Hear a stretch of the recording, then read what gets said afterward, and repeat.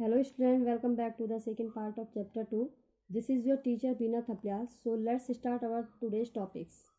तो बच्चों पिछले जो वीडियो मैंने आपको भेजी थी तो उसमें हमने हमारा जो टॉपिक आया था वो टॉपिक था कि rising importance of historical changes in sector.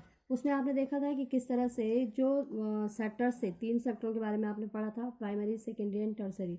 तो आपने देखा था कि जब आपने पढ़ा था जब कोई भी कंट्री अपनी डेवलपिंग स्टेज में होता है तो वहाँ पे जो प्राइमरी सेक्टर होता है वो डोमिनेट होता है। लेकिन धीरे धीरे जब इंफ्रास्ट्रक्चर में जब टेक्नोलॉजी आती है, उसमें एग्रीकल्चर में चेंजेस आए तो धीरे धीरे लोगों ने सेकंड सेक्टर में भी काम करना शुरू कर दिया। फर्स्ट सेक्टर और सेकंड सेक्टर जब इंक्रीज हुआ तो अपने आप ही हमें थर्ड सेक्टर की जरूरत हुई। ठीक है, तो इस तरह से जो सेक्टर्स थे, सेक्टर की जो इम्पोर्टेंस थी वो चेंज होने लगी। ठीक है, अब अगर हम अगले टॉपिक की बात करें तो अगला टॉपिक जो हमारा है वो है rising importance of the tertiary. अब जो इम्पोर्टेंस ही हुई है टर्सरी सेक्टर की वो किस तरह से हुई है। First in any country several services such as hospital, educational institution, post and telegraph services, police station and are required. ठीक है, किसी भी कंट्री के लिए जो ये सर्विसेज होती हैं ये प्राइमरी सर्विस होती हैं, जैसे हॉस्पिटल है, एजुकेशनल इंस्टीट्यूशन है, पोस्ट है, टेलीग्राफ सर्विस है, पुलिस स्टेशन है, ये इन सब की हमें ज़रूरत होती है। This can be consider as basic service, और इनको ही हम क्या कहते हैं, सबसे पहले इनको बेसिक सर्विस कहते हैं। ठीक है, second, the development of agriculture and industry lead to the development of services such as transport, trade, storage. ठीक है, दूसरा जो क्या है, जब एग्रीकल्चर में डेवलपमेंट हुआ तो इंडस्ट्रीज में डेवलपमेंट हुआ। ठीक है, तो हमें जब प्राइमरी सेक्टर और सेकेंडरी सेक्टर हमारा डेवलप हुआ तो हमें अपने आप ही थर्ड सेक्टर यानी कि सर्विस सेक्टर की ज़रूरत हुई, ट्रांसपोर्टेशन की ज़रूरत हुई, ट्रेड की ज़रूरत हुई, स्टोरेज की ज़रूरत हुई। तो इस तरह से जो प्राइमरी और सेकेंडरी सेक्टर के इम्प्रूव होने से, प्राइमरी और सेकेंडरी सेक्टर के एक्सपेंड होने से हमें थर्ड सेक्टर की अपने आप ही ज़रूरत हुई। तो इस तरह से जो टर्सरी सेक्टर हमारा था, थर्ड सेक्टर हमारा था, उसको इंक्रीज हो गया। ठीक है, उसकी इंपॉर्टेंस ही बढ़ गई। ठीक है, अब सेकेंड टॉपिक हमारा है where are most of the people employed. भाई अधिकांश जो पर्सन होते हैं, एम्प्लॉयड पर्सन होते हैं, वो कहाँ एम्प्लॉयड होते हैं। ठीक है, तो हम देखेंगे कि किस तरह से जो टर्सरी सेक्टर की इम्पोर्टेंस ही बड़ी है। ठीक है, लेकिन क्या टर्सरी सेक्टर में जो एम्प्लॉयमेंट मिलना चाहिए जितने लोगों को वो क्या इनफ है? नहीं। ठीक है, अभी भी जो प्रोडक्शन भले ही सर्विस का जो प्रोडक्शन है टर्सरी सेक्टर में ज़्यादा है, लेकिन जो एम्प्लॉयड पर्सन है वो प्राइमरी सेक्टर में अभी भी ज़्यादा है। ठीक है, इसके बहुत सारे कारण भी हैं। अब है हमारे पास डिस्गाइज अनएम्प्लॉयमेंट। तो एम्प्लॉयमेंट की जो टाइप है वो सबसे पहले हम पढ़ेंगे डिस्गाइज अनएम्प्लॉयमेंट। सबसे पहले हम जानेंगे कि डिस्गाइज अनएम्प्लॉयमेंट क्या होता है। More people engage in agriculture than the next city. This kind of underemployment is hidden in contrast to someone who does not have a job and is clearly visible as unemployed. ठीक है, क्या होता है, बहुत सारे जो लोग होते हैं वो एग्रीकल्चर में इंगेज होते हैं। ठीक है, और वो दिखते तो क्या है कि वो क्या है, वो एम्प्लॉयड है, लेकिन एक्चुअल अगर हम देखें तो उनका जो ये एम्प्लॉयमेंट होता है वो हिडन, अनएम्प्लॉयमेंट होता है वो हिडन होता है। ठीक है, बजाय उसके एक तो होता है जो बिल्कुल बेरोजगार होता है, वो आपको दिख रहा है कि ये बेरोजगार है, लेकिन एक होता है कि वो उसके पोटेंशियल से कम उसके पास काम है लेकिन वो फिर भी लगा हुआ है, तो आप उसको समझते हो कि ये क्या है, एम्प्लॉयड है, लेकिन जबकि वो एक्चुअल में अगर हम देखें तो वो अनएम्प्लॉयड है। ठीक है, उसका जो ये अनएम्प्लॉयमेंट है वो हिडन है। ठीक है, visible as unemployed, it is also called disguised unemployment. ठीक है, इसी को हम क्या कहते हैं, डिस्गाइज अनएम्प्लॉयमेंट। ठीक है, मैं एक आपको एग्जांपल देती हूँ डिस्गाइज अनएम्प्लॉयमेंट का। मान लीजिए एक फार्मर है, उसके क्या है, उसकी फैमिली में 5 मेंबर हैं और उसके पास एक 2 हेक्टेयर का एक छोटा सा प्लॉट है और उस प्लॉट में केवल कितने लोगों, 3 लोगों की ज़रूरत है। ठीक है, जबकि उसकी फैमिली में जो मेंबर हैं वो 5 लोग हैं, और क्योंकि उनके पास और कोई काम नहीं है तो इसलिए वो किस में लगे हुए हैं, उसी खेत में लगे हुए हैं। ठीक है, क्योंकि उनके पास कोई जॉब और जॉब अपॉर्चुनिटी नहीं है, जबकि उस खेत को केवल 3 लोगों की ज़रूरत है। ठीक है, तो 2 लोग क्या है उसमें एक्स्ट्रा है। अगर इन 2 लोगों को हम निकाल भी दें तो जो खेत का जो प्रोडक्शन है उस पर कोई असर नहीं पड़ेगा। जितना 3 लोगों में प्रोडक्शन हो रहा था उतना ही 5 लोगों में भी हो रहा है। ठीक है, तो 2 लोगों को अगर हम रिमूव कर दें तो उस खेत के प्रोडक्टिविटी पे कोई भी असर नहीं होगा। ठीक है, तो इसी को हम क्या कहते हैं, यानी कि जहाँ पे ज़रूरत से ज़्यादा एम्प्लॉयड होते हैं, एम्प्लॉयड पर्सन होते हैं, उसको ही डिस्गाइज अनएम्प्लॉयमेंट कहा जाता है। ठीक है, तो ये आपको समझ में आ गया होगा। अगला हमारा जो टॉपिक है, हाउ टू क्रिएट एम्प्लॉयमेंट, हम किस तरह से एम्प्लॉयमेंट को क्रिएट कर सकते हैं, ठीक है। Granting loans at lower interest rate, investing in infrastructure, ठीक है। भाई अगर गांव वालों को, जो गांव के जो लोग होते हैं, अगर उनको लोअर इंटरेस्ट रेट पे लोन दिया जाए गवर्नमेंट के द्वारा, तो अपने जो एग्रीकल्चर इंफ्रास्ट्रक्चर है उसमें वो कुछ चेंजेस कर पाएँ। खास करके क्या है, गांव में अगर क्या है, लोगों को किसके लिए, अपने खेती के लिए जो मॉडर्न इनपुट्स चाहिए होते हैं, अगर वो उनको इंक्रीज कर पाएँ, ठीक है, उस लोन से, उस लोअर इंटरेस्ट लोन से, तो इससे भी क्या हो सकता है, बहुत सारा एम्प्लॉयमेंट हम क्रिएट कर सकते हैं, ठीक है। इसी तरह से कहीं अगर डैम अगर बना दिए जाएँ, ठीक है। Increasing efficiency of transportation, storage, promoting small scale industries, ठीक है। जो ट्रांसपोर्टेशन की जो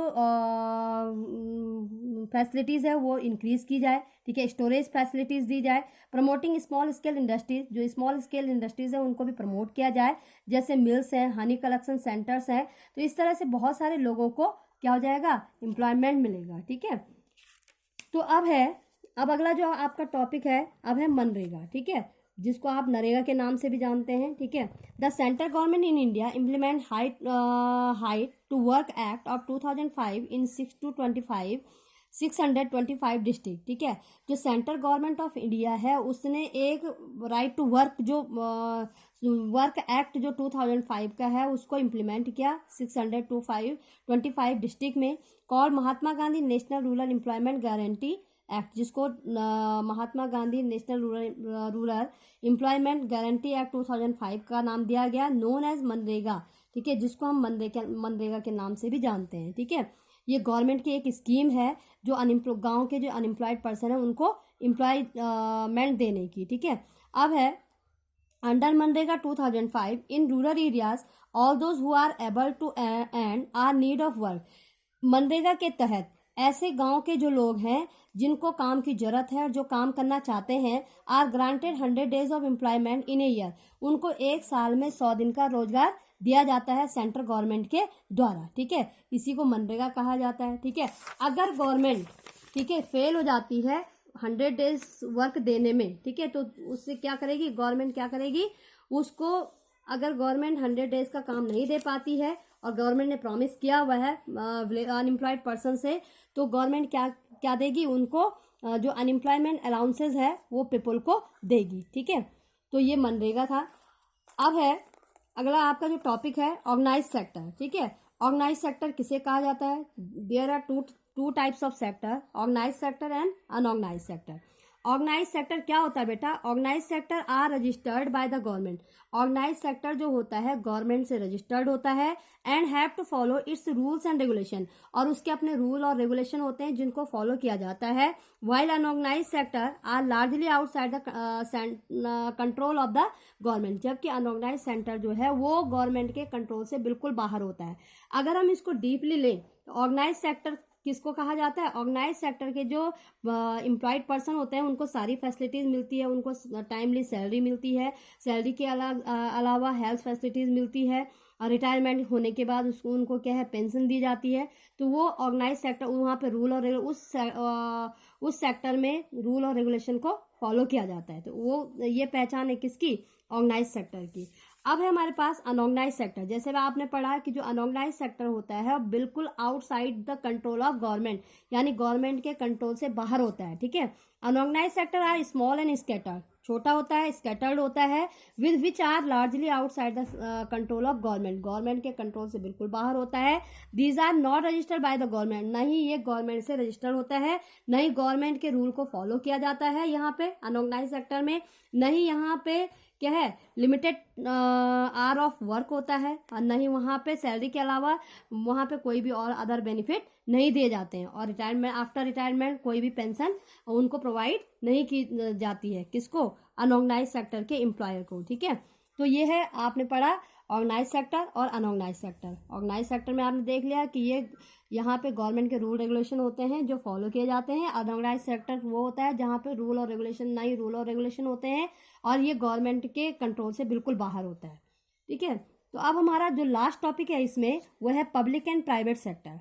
पब्लिक सेक्टर क्या होता है और प्राइवेट सेक्टर क्या होता है, पहले तो मैं आपको पहचान बता दूं। पब्लिक सेक्टर मीन्स जो सिटीजन के वेलफेयर के लिए होता है, और प्राइवेट सेक्टर ये वेलफेयर के लिए होता है, लेकिन ये इंडिविजुअल व्यक्ति का होता है। जो आपको सर्विस देता है वो इंडिविजुअल व्यक्ति होता है।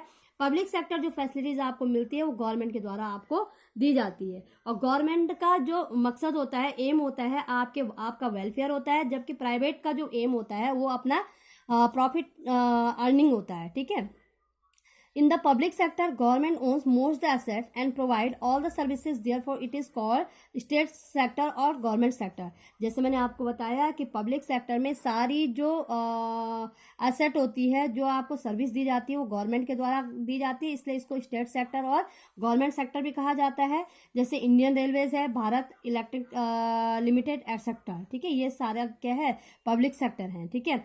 दूसरी तरफ in private sector ownership of asset and delivery of services, जब प्राइवेट सेक्टर में जो असेट का जो ओनरशिप होता है और डिलीवरी ऑफ सर्विस होता है, जैसे in the hands of individual, जो मैंने आपको बताया कि ये प्राइवेट सेक्टर की जो सर्विस आपको मिलती है, अगर आप सर्विस लेते हो, आपको भाई आप प्राइवेट स्कूल में पढ़ रहे हैं, ठीक है, तो आप वहाँ पे पढ़ तो रहे हैं, आपको सर्विस तो मिल रही है, लेकिन उसके बदले में एक बहुत बड़ी रकम आप फीस के रूप में दे रहे हो। ठीक है। जबकि जो पब्लिक स्कूल हैं, जो गवर्नमेंट स्कूल्स हैं, वहाँ पे आपको क्या दी जाती है, फ्री ऑफ कॉस्ट एजुकेशन दी जाती है। ठीक है। क्योंकि जो पब्लिक सेक्टर होता है वो गवर्नमेंट ओन्स होता है, और जो प्राइवेट सेक्टर होता है वो इंडिविजुअल का होता है। ठीक है। प्राइवेट कंपनीज एटसेट्रा, जैसे हिंदुस्तान यूनिलीवर, टिस्को है, ये सारे प्राइवेट सेक्टर के एग्जांपल है। In India public sector predominates in mining. ठीक है। जो पब्लिक सेक्टर है वो माइनिंग में प्रीडोमिनेट्स है। ठीक है। इस तरह से पब्लिक सेक्टर और प्राइवेट सेक्टर आप समझ गए होंगे कि पब्लिक गवर्नमेंट का होता है और प्राइवेट इंडिविजुअल व्यक्ति का होता है। ठीक है।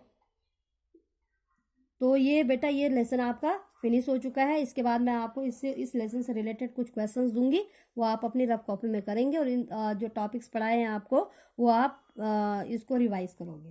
Thank you.